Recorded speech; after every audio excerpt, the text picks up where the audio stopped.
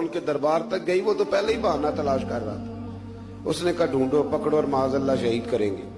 किसी ने आके खबर दी कि आप जहां से हिजरत कर जाएं, इसलिए कि आपके लिए यहाँ हालात दुरुस्त। और भाई ये छोड़ दिया करें बात कि फला आदमी के हक में फलां जगह हालात कैसे खराब हुए, तो नबी करीम अलैहिस्सलाम मक्का छोड़ के क्यों आए? हजरत मूसा अलैहिस्सलाम ने हिजरत क्यों फरमाई? ये एक ऐसी अजीब बहस है जिसको लोग बिला वजह छोड़ देते, बिला वजह छेड़ देते हैं। और बिलखुसूस एक खातून ने एक दफा मुझे पैगाम दिया, तो मैं बड़ी उसकी बात सुन के मुझे अजीब लगा। वो कहने लगी कि दूसरी जगह मेरी शादी हुई है, मुझे तलाक हो गई थी, तो मुझे एक ताना रोज सुनने को मिलता है, तो इतनी अच्छी होती तो वहां ना रह लेती। तो भाई ये कोई ताने वाली बात है? कोई जरूरी है कि बीवी गलत होती है तो तलाक होती है? अल्लाह के महबूब अलैहिस्सलाम की 2 साहिबजादियों को अबू लहब के 2 बेटों ने तलाक भेज दी थी, किसकी गलती थी? तो आप क्या कह सकते हैं यहाँ क्यों तलाक? तो इतनी जल्दी बात थोड़ी कर देंगे आप, थोड़ी एहतियात फरमाएं बोलने में। तो हजरत मूसा अलैहिस्सलाम वहां से निकले और आप मदियन की तरफ चले गए। मदियन वो इलाका था जहां फिरौन की हुकूमत कोई नहीं थी। हजरत मूसा जैसे ही वहां पहुंचे तो उनके अंदर एक जज्बा था, जुल्म होता नहीं देख सकते। जब वहां पहुंचे तो उन्होंने देखा लोग अपने अपने जानवरों को घाट पे पानी पिला रहे हैं और 2 खवातीन है वो बिल्कुल पीछे खड़ी हैं। तो हजरत मूसा कलीम आगे बढ़ के कहने लगे, तुम क्यों नहीं पानी पिलाती? तो वो कहने लगी, हमारा भाई कोई नहीं, बाप हमारा बूढ़ा है। अल्लाह अकबर।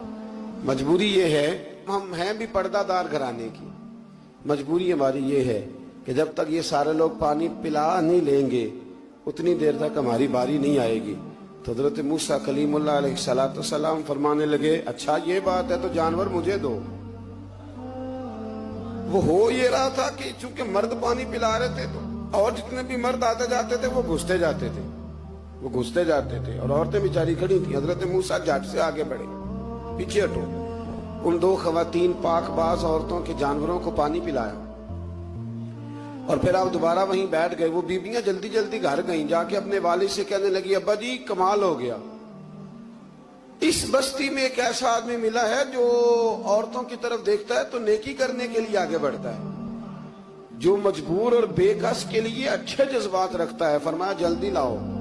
कुछ मुफस्सिरीन और तरफ भी गए हैं, लेकिन जमहूर ने लिखा है कि वो हजरत शुएब अलैहिस्सलाम थे। हजरत शुएब ने घर बुलाया, अपनी एक बेटी को भेजा, फरमाया बेटे बुला के लाओ।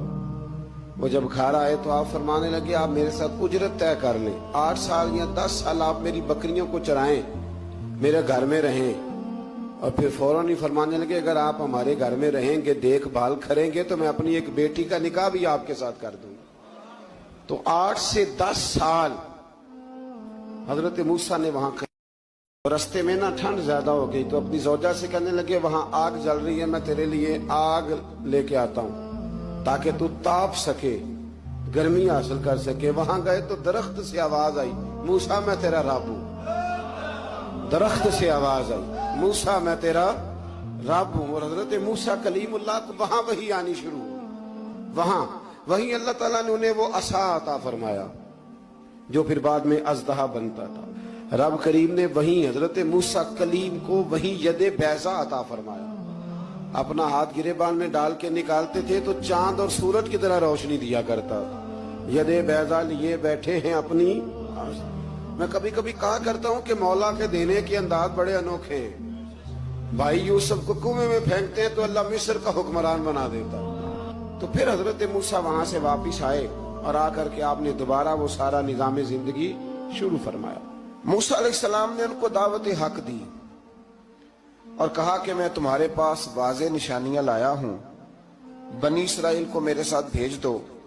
फिरौन ने मोजज़ात पेश करने के लिए कहा तो हजरत मूसा अलैहिस्सलाम ने अपना असा जमीन पे डाला, अपना असा, अपनी छड़ी, अपना डंडा जमीन पे डाला तो वो एक वाज़े अज़दहा बन गया।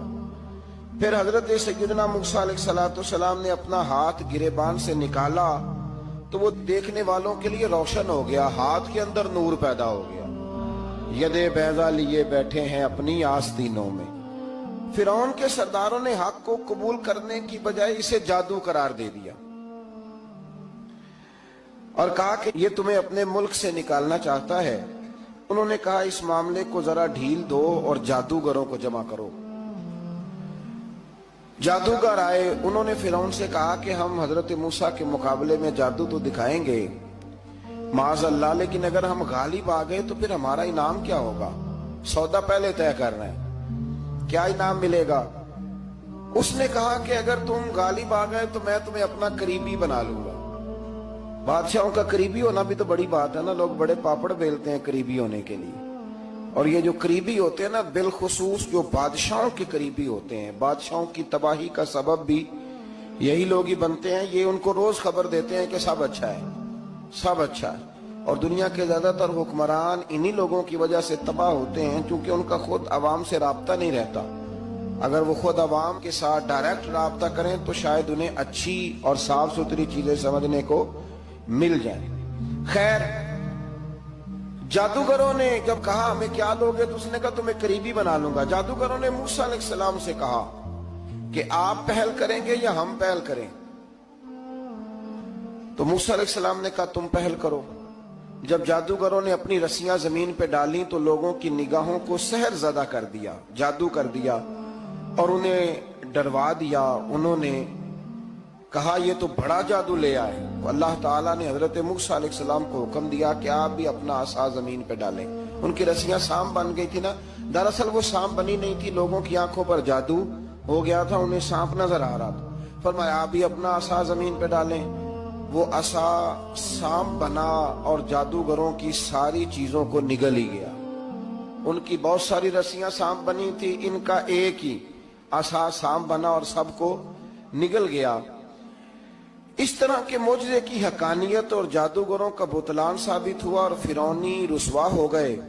جادوگر سجدے میں گر گئے اور اللہ پر ایمان لے آئے. فرعون نے انہیں دھمکی دی کہ تم میری اجازت کے بغیر ایمان لے آئے ہو، میں تمہارے